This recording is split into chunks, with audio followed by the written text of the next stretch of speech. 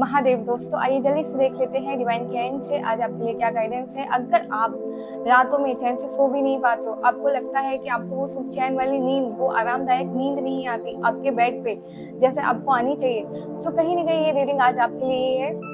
आपने ये सारी सिचुएशन अपने एंड से क्रिएट की है। कहीं ना कहीं जहां आपको बहुत सोच समझ कर डिसीजन लेना चाहिए, जहां आपको कुछ भी कहने या करने से पहले सोचना चाहिए, आप वहां पर बिना सोचे समझे रेस्पॉन्स कर देते हो, क्विक डिसीजन ले लेते हो, किसी भी चीज के बारे में एसेस नहीं करते हो जहां आपको प्रॉपर असेसमेंट की जरूरत होती है, जिसकी वजह से आप इस सिचुएशन में चले जाते हो कि आपको रात में सोते वक्त वो सारी चीजें हिटबैक करती हैं कि आपने क्या किया है और आप उसकी वजह से क्या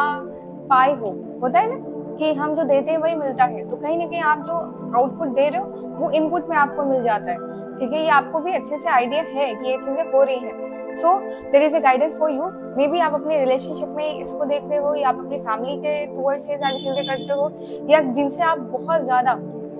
डीपली कनेक्टेड हो उनके साथ में ये सारे सीन्स क्रिएट हो सकते हैं आपके, जिसकी वजह से आप काफी परेशान हो। तो या दैट इज श्योरली कि आप किसी ऐसे से ही कनेक्टेड होकर अपने आप को इस तरह से हार्म करते हो, अपनी नींद को खराब करते हो, बिकॉज अपनी नींद को कोई खराब नहीं करना चाहता, राइट। सो इसमें आपको क्या करना है, अगर आपको लगता है कि आपके एंड से कुछ गड़बड़ हुई है या आपके एंड से चीजें डिस्टर्ब हुई हैं, सो आपको अपने एंड से इनिशिएटिव लेना होगा और अपने पर्सन या अपने व्यक्ति या अपने जिससे ये सारी चीजें कहीं ना कहीं जोड़कर अपने आप को इतना डिस्टर्ब किया है, उसके पास जाके अपनी जो भी